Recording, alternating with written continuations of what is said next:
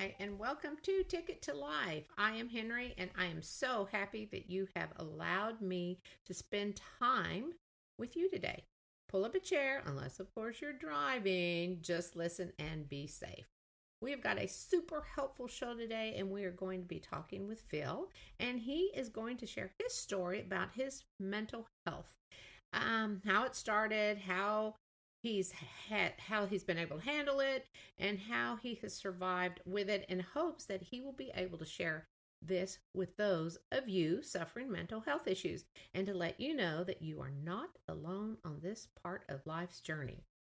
But before we begin, I must tell you about the disclaimer and let you know that Ticket to Life are my opinions and thoughts on certain things, and we all go through life through so many different things.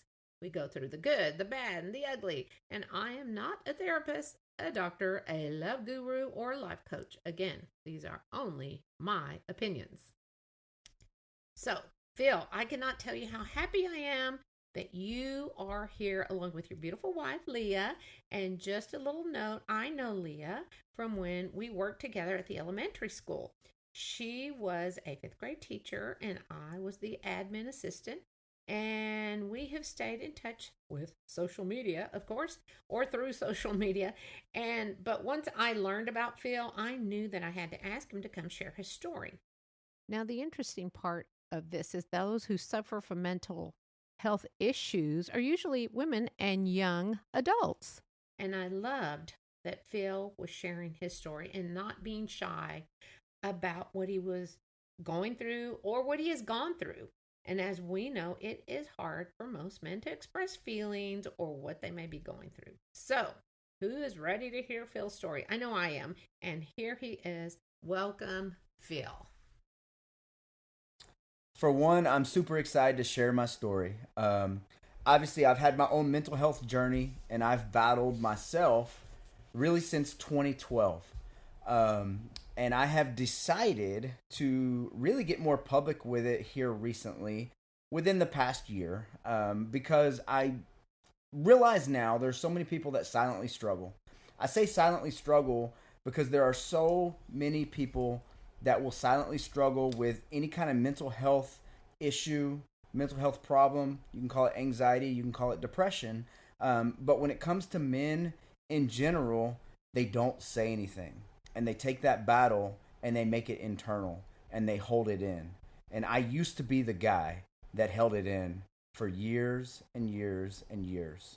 And I got so good at putting on a good face where I could go to work, I could do my job, and nobody knew.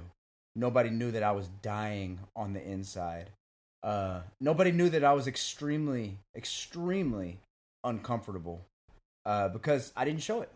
That was like my secret sauce. And it's nothing that I should brag about, but it's something that I was able to do. And I was able to hide it for so long where I would felt like I was just dying on the inside. And I felt hopeless. And I felt lost. And I didn't know what to do. My only safe person at the time was my wife.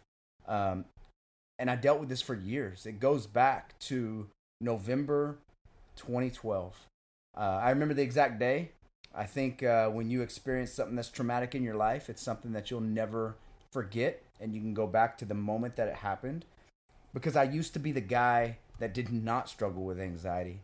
I used to be the guy that if we had a conversation about anxiety, I would say, well, why can't they just get over it? Or I didn't understand it until it happened to me. Until I felt like a switch was flipped inside my brain that I couldn't turn off. And that switch that flipped felt like it was on forever and never turned off. So November 2012, my wife and I went and saw the very last, I think it's the Twilight series, maybe that one's called Breaking Dawn. But we went, my wife had read the books, we had seen all the movies, and I remember I was driving home and I began to feel extremely, extremely uncomfortable. As I was driving my car, all of a sudden, I was having trouble even pressing the gas or the brake pedal because my leg began to shake. By the time that we got parked and I got out of the car and walked in the house, now this shaky leg feeling had become an entire bodily sensation that made me so uncomfortable that I didn't even know what was happening. I began to shake. I began to grab my wife. I didn't know what was happening. I didn't know if I was having a heart attack. I couldn't sit down. I couldn't stand up. I couldn't stand still. I couldn't even walk or pace. I did not know what to do. Something was going on the inside in my body, and it was a full-blown panic attack. It was my very first one that I have ever experienced in my life back in 2012, and it just threw me for a loop. That night, I will never forget, because that night is really what started my anxiety journey. And so from that night, I remember after it happened, after it got better, then now I had a fear of, I don't want that to ever happen to me again. So now I had a fear of a panic attack. And this spun into several kind of like personal health stories that were all summed up in a short amount of time. So after this happened, I began experiencing these headaches. And when I say a headache, I want you to picture a headache that does not go away. It's with you every minute, every day, every hour. From the morning you wake up to the time you lay your head down to go to sleep, the headache is not gone. Now, I've gone through panic. I'm dealing with anxiety. I'm dealing with this headache.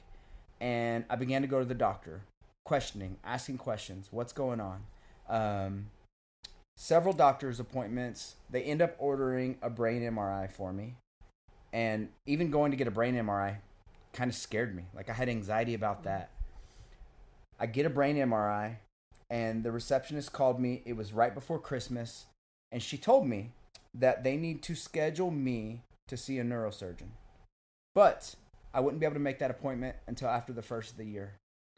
So I had to get through Christmas, and I had to get through New Year's, only knowing that I had an appointment coming with a neurosurgeon, only knowing that I had something on my MRI in my brain that was off, that was not normal, that would require future care and a visit with a neurosurgeon. This spun me into a dark place. I celebrated Christmas with my family. I had a young daughter. I had a happy family. I was non-existent. If you would have seen my eyes at the time, they might as well look glazed over, because that's how I looked. I was in a state of panic. Around this time as well, I also had a routine eye appointment. And during the routine eye appointment, my just regular optometrist said, hey, we noticed a spot in your eye, and we think you need to have some further checkups regarding this. I got referred to a specialist for my eye and found out that I had a large spot in my eye. And the doctor told me, well, it could be cancer, or it could be what's just called an iris nevus, which is basically just a freckle in your eye. So, again, panic that was already there has now spun into another level of panic.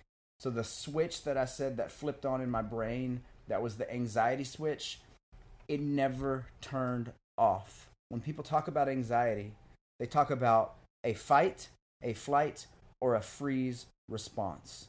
And I definitely had one of those turned on, and I couldn't turn it off. And I was trying to do everything that I could.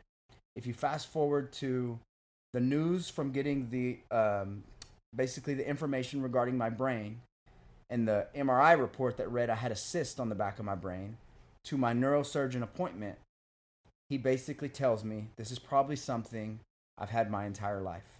They considered it an incidental finding. Should be a massive relief, right? And it was. It was a massive relief. I felt very good about that, to know like, oh, I've probably had this thing my entire life, and I'm in my early 30s, so I'm good to go. I go to my eye doctor. I go to the specialist. They begin to monitor this for 6 months, where I would go in. They would take pictures of it. They would show it to me. All come to find out, yeah, it's probably just a very large eye freckle. No concerns of cancer. Great. So another set of good news. However, the switch that I say was in my brain, it never turned off. And what happened for me is I developed severe health anxiety from this. This health anxiety would really spin out of control, where I was always worried about my health. And I was always worried that something was wrong. And I was always worried that maybe the doctors missed something. Anxiety takes on a lot of different forms for different people. Mm-hmm. For some people, it's nervousness. For some people, they can't sit still. For me, there were very physical symptoms. My face used to go numb all the time. My mouth would go numb. My shoulders would go numb. My arms would go numb. I drove to the emergency room on 2 different occasions thinking I was having a heart attack. It was just anxiety. So I've grown a lot over the years. I've learned how to deal with this a lot over the years. And, you know, we can talk through it today, and I can share where I'm at today.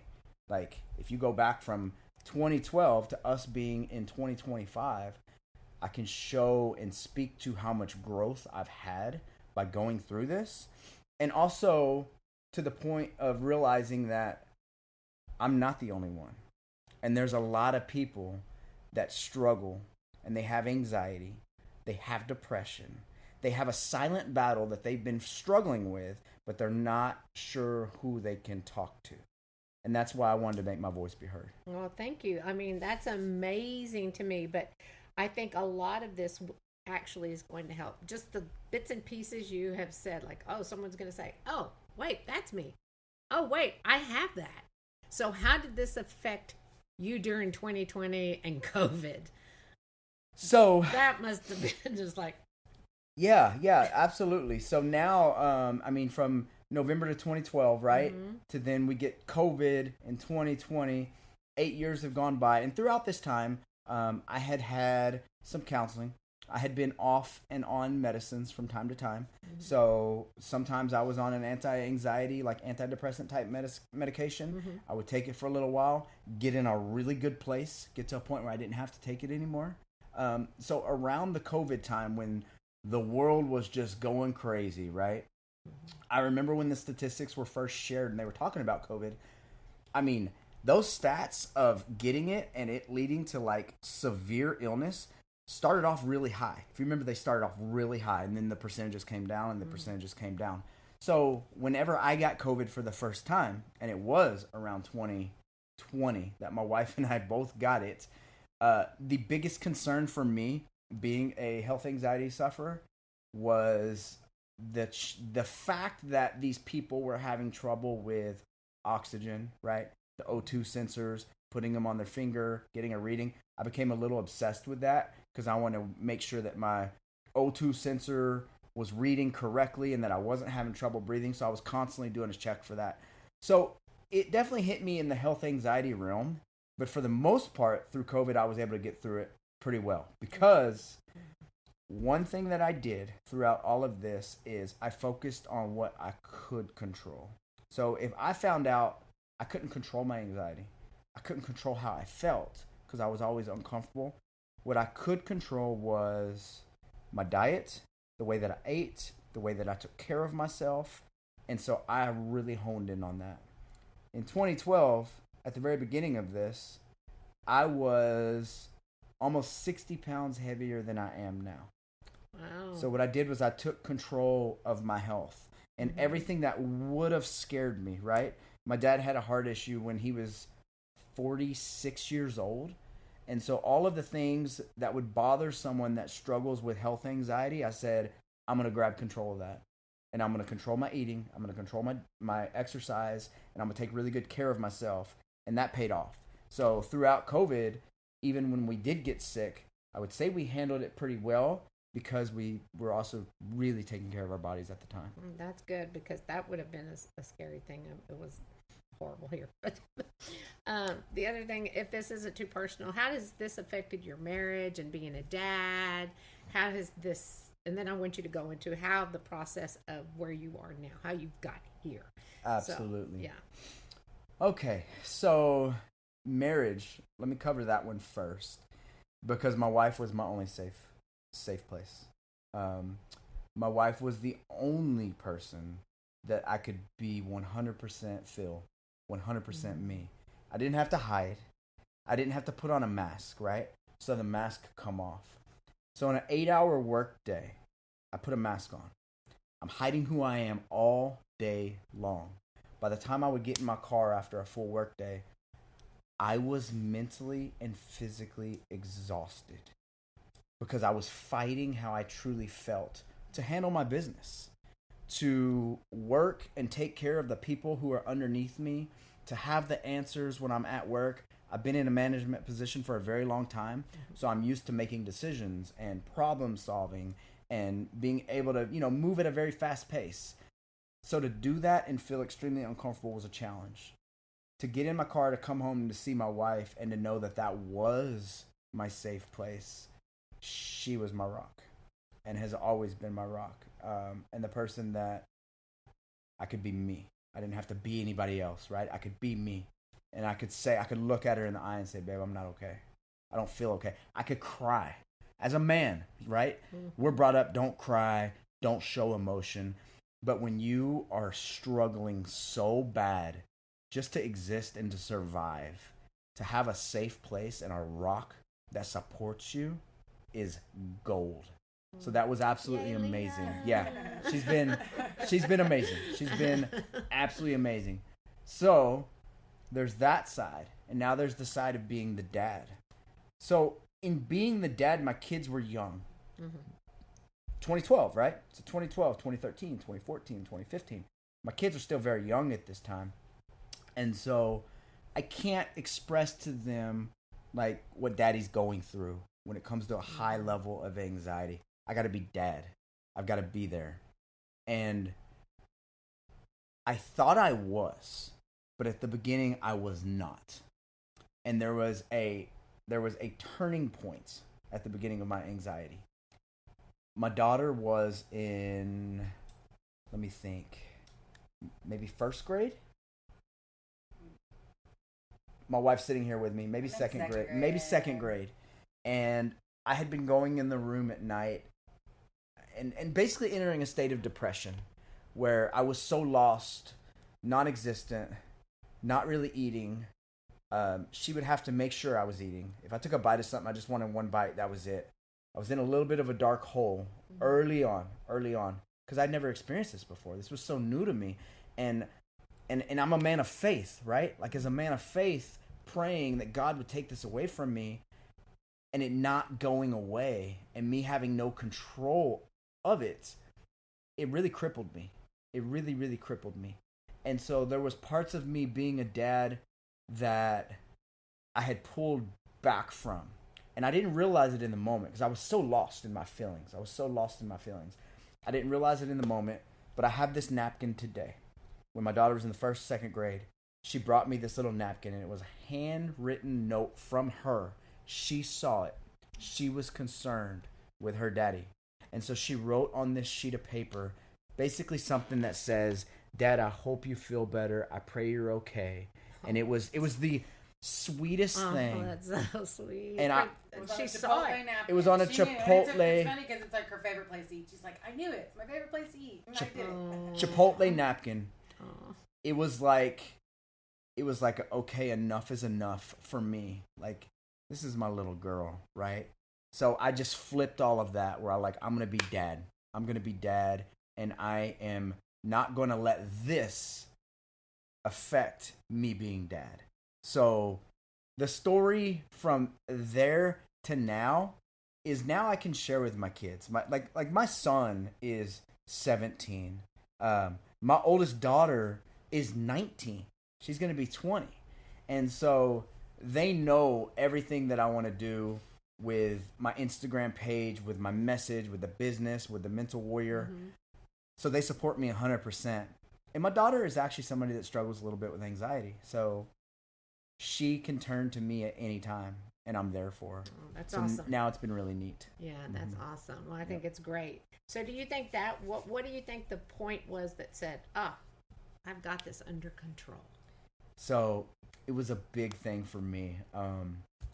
There were little points along the way, right? Mm-hmm. So little points along the way of, a napkin from my daughter. So now I'm like, okay, this is affecting your family. I feel like, let's get it together.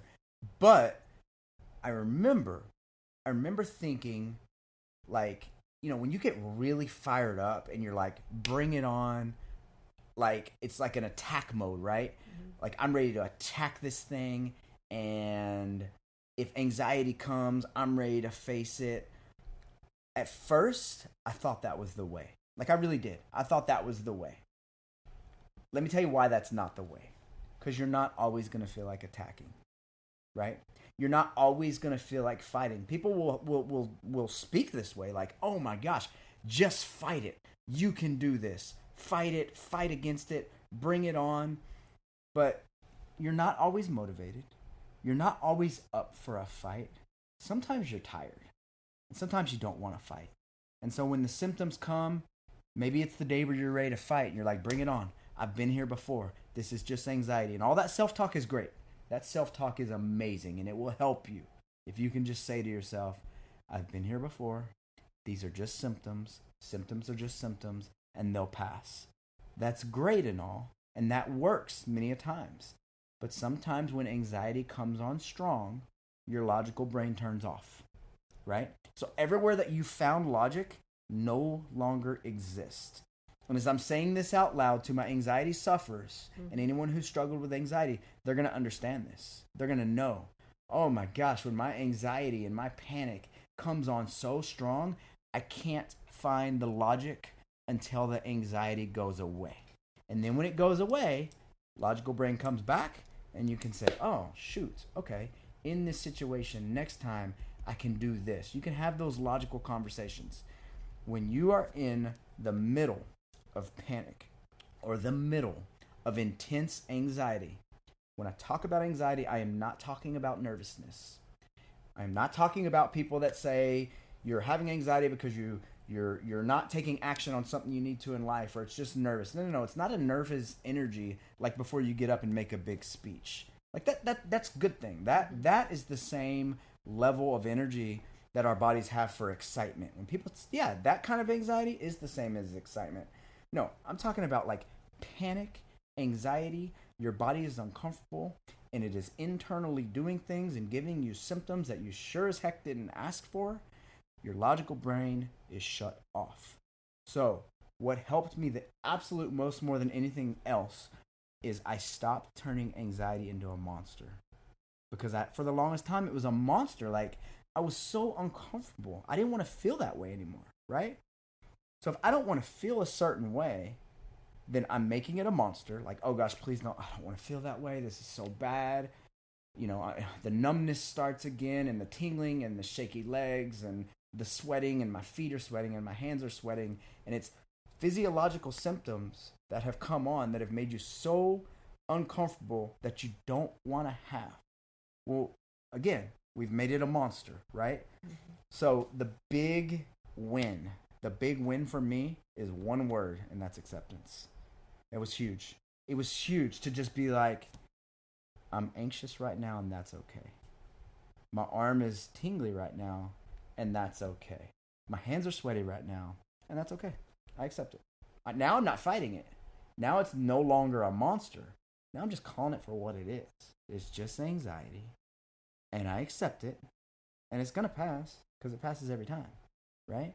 So as I got to that, I realized that's how you win, and that's how you beat it. That doesn't mean it's going to go away. Maybe you're going to have anxiety, but you don't have to fight it. You're going to be okay, and you can accept it. Amazing. That is amazing. And I know that this is going to reach so many who wonder what's going on in their life. Yeah. And I know like I said, when I saw that you started a new business and I thought, oh, and then I saw one of your reels, I'm like, oh, he's got to come on the podcast. Yeah, he's got to be sure. heard. You got to spread sure. that word. So that is just amazing. Now tell me a little bit about your business. I sure will. Okay, so on Instagram, we have a page that is called Mental Warrior Mentality. Okay? Now, I have Mental Warrior apparel. I have a Shopify link. That is there for if somebody wants to support my message and they get behind it and they connect with it. You'll see a sweater on there and it says, "This is personal." Like, that's the tagline. The reason why I say this is personal, because being a mental warrior, I have my story, right? But everybody has a story and they can get behind it. They can get a shirt that says "This is personal" because it's personal to them. So that's the message they connect to. This is personal to me because I can't fill in that blank for you, but somebody else can fill in that blank and say, this is personal to me because I am a mental warrior because, and you fill in the blank. At the end of the day, we're all mental warriors. They just look different, right? If mine is mental health and it's health anxiety, well, I'm a mental warrior because of that. If somebody's wanting to perform at a sport, if they're wanting to speak on stage, if they're wanting to do really well, if they're wanting to write a book, if they're wanting to grow in their business, whatever it might be, that person can really get connected to the message of the mental warrior and that mental warrior mentality. And that's everything that I'm trying to do. I'm trying to spread a message. People aren't alone. A message of hope, a message of positivity. Okay, great. Do you have a website you want to put on there? And I can link it to the description on the podcast. But if you want to say whatever it is. And... Yeah. So absolutely. The biggest thing right now is we have a Facebook page, which is Mental Warrior Apparel. Like that's the Facebook page. Instagram page is Mental Warrior Mentality. And the reason why I did Mental Warrior Mentality is because I'm really pushing a message. I'm really trying to build a community of people that can get behind and watch my videos and see my reels. Yeah. And tell me about Wednesday, because I see them every Wednesday. Yes. Warrior Wednesday, and it's real people, real stories. So these could be very traumatic stories from somebody losing a loved one. This could be from somebody experiencing anxiety. This could be from somebody dealing with imposter syndrome. This could be whatever makes that person a warrior. Maybe something that they've overcome in their life. And so it's real people, real stories. People are getting on there and they're sharing their stories. It's been super powerful. Okay. Well, all I have to say is thank y'all so much. This, I know, is going to help some people. And if you want to contact them, you can do it through Facebook. If you want to share your story with them, reach them through Facebook, right? And Instagram. And Instagram, I'm sorry. Yep. Or if you want to share your story as Phil and Leah have done, you are more than welcome to do so. Send me an email. You can text me on the description for a Ticket to Life. And thank you both so much for being here and sharing all of this information, because you definitely have made a difference. So this is Henry. Thank you so much for listening to Ticket to Life, and I will see you next week. Please go find your blessings. Thanks for being here.